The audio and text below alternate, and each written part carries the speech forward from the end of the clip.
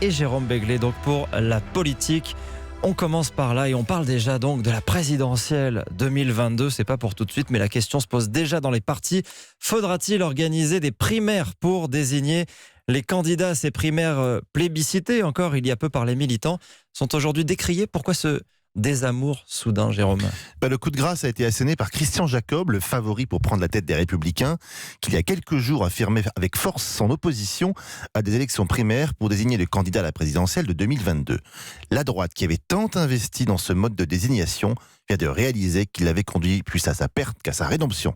Il faudra donc modifier les statuts du parti, c'est-à-dire convoquer un congrès réunissant tous les militants et leur demander leur avis. Ce sera fait après les municipales pour ne pas raviver évidemment les vieilles rancœurs, même si ce mode de désignation n'a jamais été très prisé par les militants de la droite.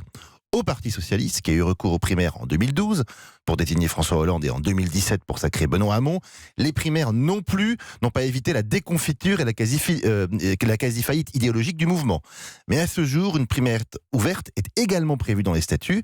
Mais évidemment, chez les socialistes, rien n'est jamais simple et il n'y a pas de consensus pour conserver ou pour changer ce mode de désignation. Attendez-vous donc à quelques débats houleux sur le sujet d'ici 2021. Ouais, les primaires ont été plus contre-productive qu'autre chose, vous trouvez? Il ne vous aura pas échappé, Sébastien, que le second tour de la présidentielle de 2017 a opposé deux candidats, Emmanuel Macron et Marine Le Pen, qui n'étaient ni l'un ni l'autre passés par ce mode de désignation. C'est vrai. Pendant longtemps, on a cru que les primaires étaient le meilleur moyen de faire la synthèse, de faire l'union autour d'un homme ou d'une femme. Sauf qu'au Parti Socialiste, Manuel Valls et François de Rugy, qui avaient signé en décembre 2016 un document dans lequel ils s'engageaient à soutenir le vainqueur du scrutin, ont trahi leurs promesses. Moins de 3 mois plus tard, ils ralliaient Emmanuel Macron. À droite, c'était à peine mieux, même si ce fut un peu plus tardif.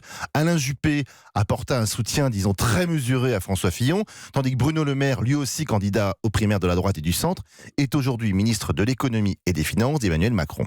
Chez les écolos, le scrutin pour départager en 2011 Eva Joly de Nicolas Hulot ne fait pas non plus un champ de rose. Entre les deux camps, le ton est très vite monté et l'ancienne magistrate termina à l'élection 2012 avec un piètre 2,31% des voix. C'est donc pas la panacée. Alors, si on fait plus de primaires, comment on désigne les futurs candidats à la présidentielle? Comme autrefois, figurez-vous, ce sera un savant mélange de rapports de force internes, de codes d'amour auprès des militants, d'analyse fine des sondages pour savoir qui est le mieux placé pour figurer à l'élection. Parce qu'un candidat, ça doit rassembler son camp, évidemment, mordre sur un autre électorat, il doit maîtriser l'art oratoire, il doit être solide physiquement, une campagne c'est épuisant, solide politiquement, il doit surtout être une vraie alternative, donc afficher une personnalité différente du président sortant. Et ce sont souvent des critères irrationnels qui échappent aux militants et aux sympathisants des mouvements politiques. Mais ce sont aussi des critères qui pourraient redonner une utilité et une importance à des partis politiques qui aujourd'hui ont tellement mauvaise cote.